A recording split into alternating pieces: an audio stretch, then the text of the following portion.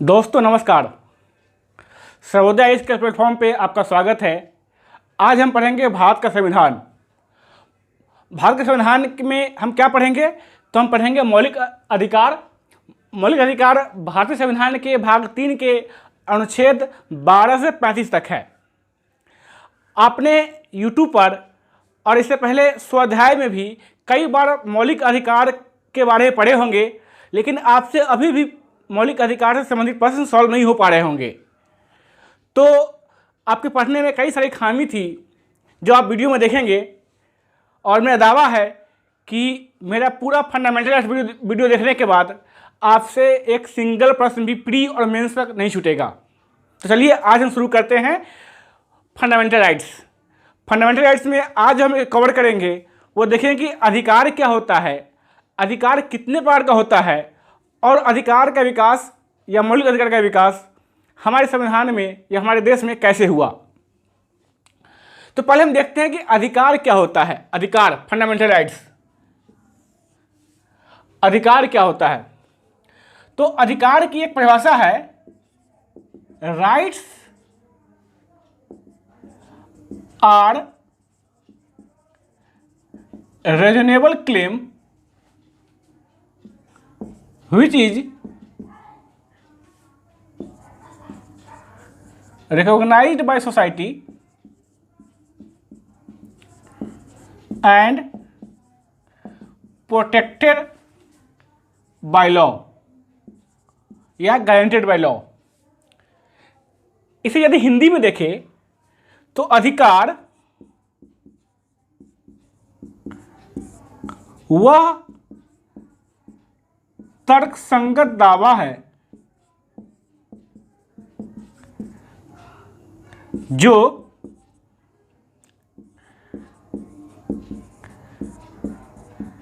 समाज द्वारा मान्यता प्राप्त होता है तथा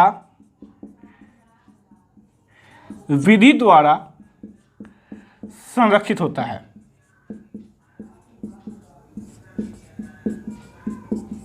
यह मौलिक अधिकार की एक सिंपल परिभाषा है। सॉरी, मौलिक अधिकार नहीं, यह अधिकार की एक सिंपल परिभाषा है। अधिकार वह तर्कसंगत दावा है जो समाज द्वारा मान्यता प्राप्त होता है तथा इसे विधि द्वारा संरक्षित या स्थापित किया जाता है। इसे विधि द्वारा स्थापित किया जाता है किसे? अधिकार को।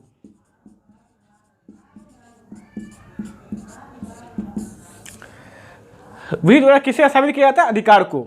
इसलिए अधिकार की प्रकृति विशिष्ट हो जाती है, और यदि अधिकार का उल्लंघन होता है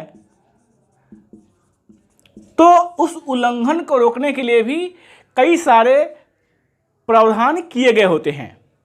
जैसे भारतीय संविधान में देखेंगे तो भारतीय संविधान में अनुच्छेद 32 के तहत सुप्रीम कोर्ट तथा अनुच्छेद 226 के तहत हाईकोर्ट को मौलिक अधिकार के संरक्षण का पावर दिया गया है। ये जो अधिकार है, अधिकार को लोकतंत्र का सार कहा जाता है। It is essence of democracy. चूंकि यह लोकतंत्र का सार है, इसलिए अधिकार व्यक्ति के व्यक्तिगत क्षमता के विकास के लिए आवश्यक है। और यदि अधिकार की बात करें तो अधिकार समय समय के अनुसार अधिकार की जो धारणा है वह बदलती रहती है। और यदि समाज दर समाज देखें तो एक समाज से दूसरे समाज में अधिकार की धारणा बदलती रहती है। अब यदि हम देखें कि अधिकार कितने प्रकार का होता है, तो अधिकारों को हम कई प्रकारों में बांट सकते हैं। जैसे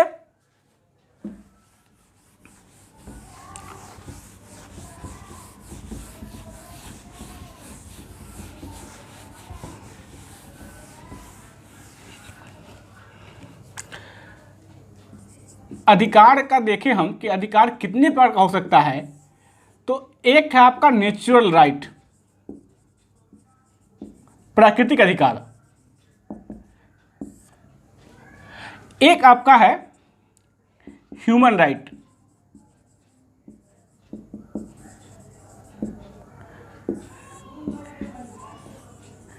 legal right, civic right,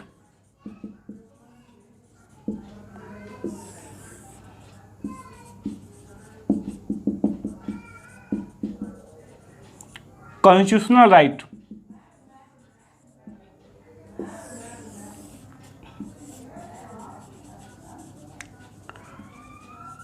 fundamental right. इसके अलावा कैसा अधिकार है? रिलीजियस राइट,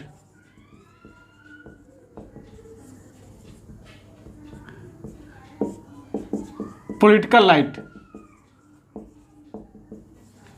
ये सब कई सारे तरह के अधिकार हैं। अब हम एक एक कर सारे अधिकार को देखते हैं।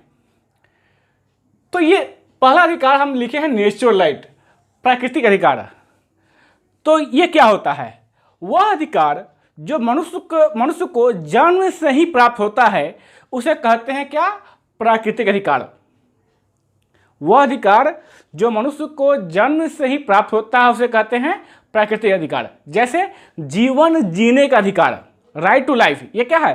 प्रकृति ने हमें प्रदान किया है। और यह जो है, यह अधिकार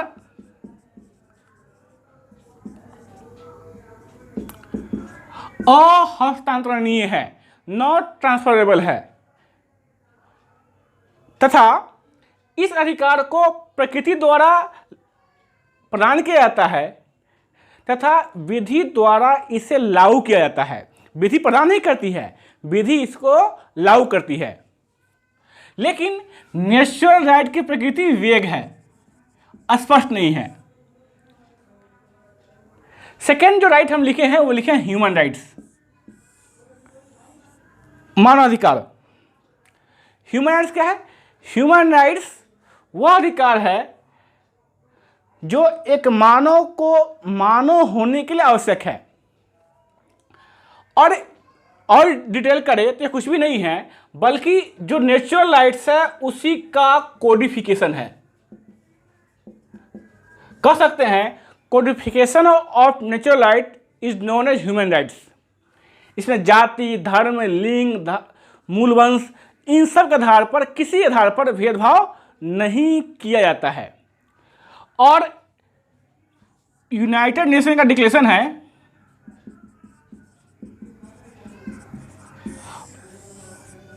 मानवाधिकार की सार्वभौमिक घोषणा में जितने नेचुरल राइट्स है उन सबको कोडिफाई कर दिया गया है। नेक्स्ट है लीगल राइट। वह राइट जो विधायिका ने विधि पारित करके हमें दिया है, क्या कहेंगे?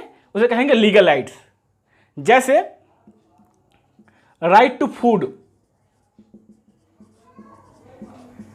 राइट टू फूड, इसे फूड सिक्योरिटी एक्ट 2013 में पारित करके हमको राइट टू फूड का अधिकार दिया गया। मनरेगा,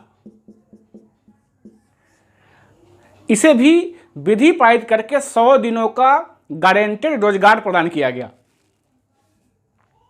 या फिर right to property, right to property, right to property, ये भी क्या है? पहले ये कॉन्स्टिट्यूशनल राइट था, अब क्या है? कॉन्स्टिट्यूशनल राइट था, ये आपका फंडामेंटल राइट्स था, अब है लीगल राइट्स है। अब ये सिविक राइट्स क्या है? नागरिक अधिकार। प्रत्येक देश के संविधान में उस देश के नागरिकों को कुछ विशेष अधिकार प्राप्त होते हैं जो विदेशियों को प्राप्त नहीं होते हैं। तो वैसे अधिकार जो केवल नागरिकों को प्राप्त होता है उसे कहते हैं नागरिक अधिकार। जैसे भारतीय संविधान की बात करें तो भारतीय संविधान के अनुच्छेद 15, 16, 19, 29, 33 ये आर्टिकल ऐसे हैं जो केवल नागरिकों को प्राप्त होते हैं। नेक्स्ट है कॉन्स्टिट्यूशनल राइट, संवैधानिक अधिकार। वह अधिकार जो संविधान में वर्णित है उसे क्या कहेंगे? संवैधानिक अधिकार। इसमें कुछ अधिकारों की प्रकृति विशिष्ट होती है और कुछ अधिकारों की प्रकृति सामान्य होती है। जैसे विशिष्ट अधिकार की बात करें तो उसमें एक अधिकार है फंडामेंटल राइट्स। तो अगला राइट्स हमारा क्या है? फंडामेंटल राइट्स, मौलिक अधिकार। अब मौलिक अधिकार वह अधिकार है, पहले समझिए कि मौलिक अधिकार क्या है। मौलिक अधिकार कॉन्स्टिट्यूशनल राइट का एक ब्रांच है। जो संवैधानिक अधिकार है उसी का एक शाखा क्या है? मौलिक अधिकार है। अब मौलिक अधिकार को मौलिक अधिकार या मूल अधिकार क्यों कहा जाता है? तो मौलिक अधिकार को मूल अधिकार इसलिए कहा जाता है क्योंकि यह ऐसा अधिकार है जो व्यक्ति के सर्वांगीण विकास के लिए आवश्यक है। यह व्यक्ति के सर्वांगीण विकास के लिए आवश्यक है तथा इन्हें संविधान द्वारा गारंटी प्रदान किया गया है कि यदि आपके मौलिक अधिकार का उल्लंघन होता है तो इसे लागू करवाने के लिए संविधान के अनुच्छेद 32 के तहत आपको कॉन्स्टिट्यूशनल रेमेडी प्राप्त है। इसे ही डॉक्टर बी आर अम्बेडकर ने संविधान की आत्मा कहा था।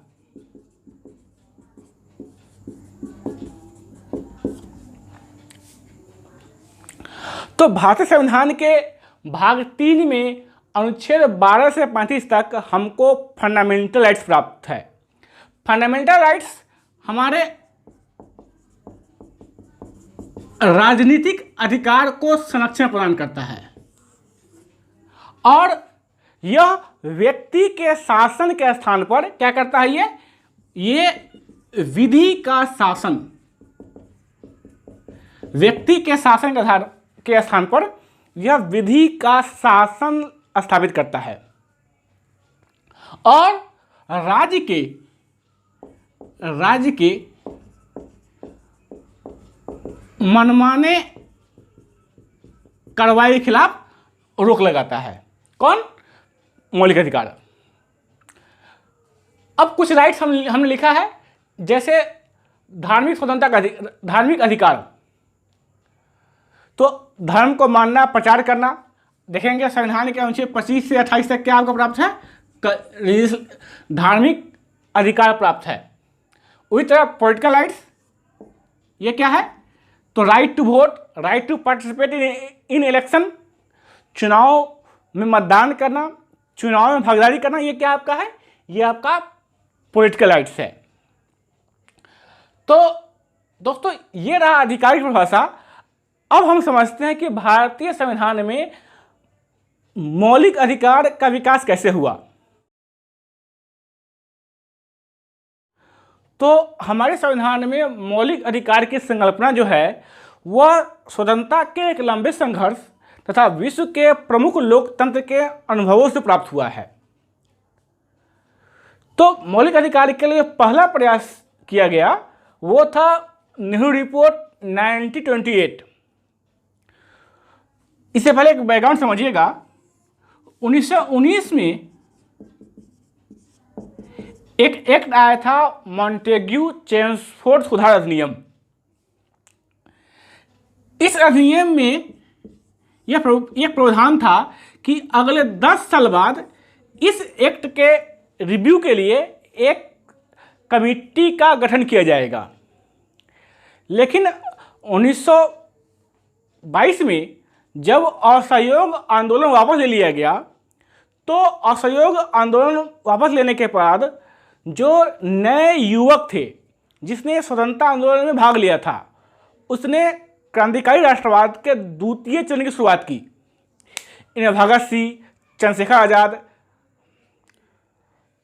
भगवती चरण बोहरा, अशफाकुल्ला खां, रोशन सिंह, बहुत सारे लोग शामिल थे। इन लोगों ने क्या किया? क्रांतिकारी राष्ट्रवाद की शुरुआत किया। और ये जो समय था, इस समय कम्युनिस्ट अपने चरम पर था और कम्युनिस्टों के प्रभाव को रोकने के लिए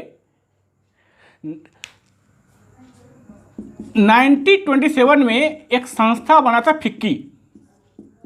फिक्की बेसिकली पूंजीपतियों का एक संगठन था।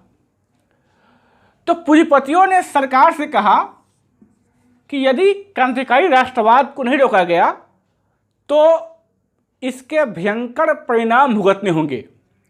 तो राष्ट्रवाद को कमजोर करने के लिए अंग्रेजों ने एक नया चाल चला और उसने एक कमीशन भेजा, इसका नाम था साइमन कमीशन।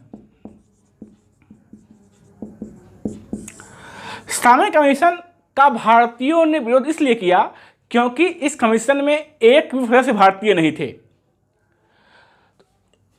इस समय जो भारत सचिव था उसका नाम था लॉर्ड वर्किंग हेड। भारत सचिव का नाम क्या था? Lord working head. इसने भारतीयों को एक चुनौती दिया कि भारतीय एक ऐसा संविधान नहीं बना सकते हैं जिसमें सभी दल एकमत हो। तो भारतीय लोगों ने इसे एक चुनौती के रूप में लिया और 1927 में मद्रास में कांग्रेस का अधिवेशन आयोजित किया गया। इस अधिवेशन के अध्यक्ष थे मुख्तार अहमद अंसारी। इस अधिवेशन में नेहरू कमेटी का गठन किया गया और इसी कमेटी ने अपना रिपोर्ट 1928 में सौंपा। हम लोग जब हिस्ट्री पढ़ेंगे तो हम इन सब सेक्शन को काफ़ी डिटेल से चर्चा करेंगे। अभी हम लोग पढ़े भारत में मौलिक अधिकार का विकास कैसे हुआ। तो नेहरू रिपोर्ट ने पहली बार जनता के लिए अधिकारों की मांग किया। उसने एक संसदीय लोकतंत्र की स्थापना का विचार दिया तथा अल्पसंख्यकों के संरक्षण की भी बात की। इसके बाद 1931 में कराची अधिवेशन हुआ। इस अधिवेशन में अध्यक्ष थे सरदार वल्लभ भाई पटेल। सरदार वल्लभ भाई पटेल इस अधिवेशन में व्यक्तिगत अधिकारों और स्वतंत्रताओं के मुद्दे के प्रति प्रतिबद्धता व्यक्त की गई। इसमें व्यक्तिगत अधिकार और स्वतंत्रताओं के मुद्दों के प्रति प्रतिबद्धता व्यक्त की गई। इस मूल अधिकार के साथ साथ न्यूनतम मजदूरी, अस्पृश्यता उन्मूलन, दासता उन्मूलन जैसे सामाजिक आर्थिक अधिकार भी मांग किए गए थे। किसमें? कराची अधिवेशन में। ये जो भारत अधिनियम 1935 है, यह जो बना था इसके लिए जो आधार था, एक साइमन कमीशन था और एक था संयुक्त संसदीय समिति।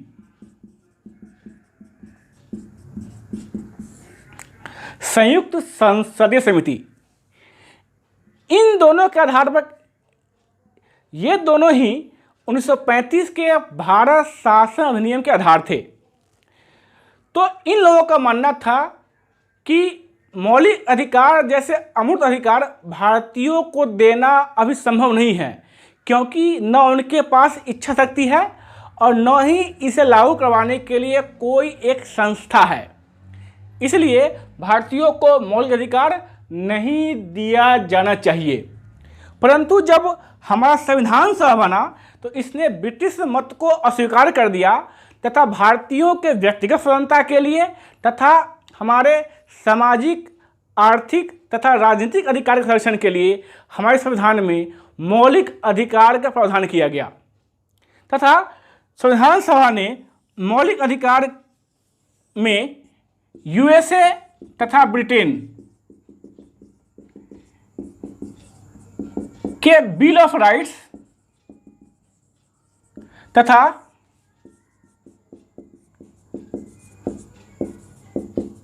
फ्रांस के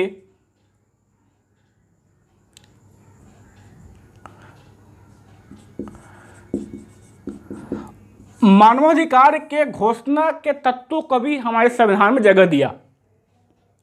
तो ये थे भारत में संविधान के विकास। अगले वीडियो में देखेंगे हम कि भारतीय संविधान की क्या क्या मूलभूत विशेषता है। तब तक के लिए से विदा लेते हैं। अगले वीडियो में फिर मिलेंगे। आप लोग चैनल को लाइक कीजिए, सब्सक्राइब कीजिए। धन्यवाद।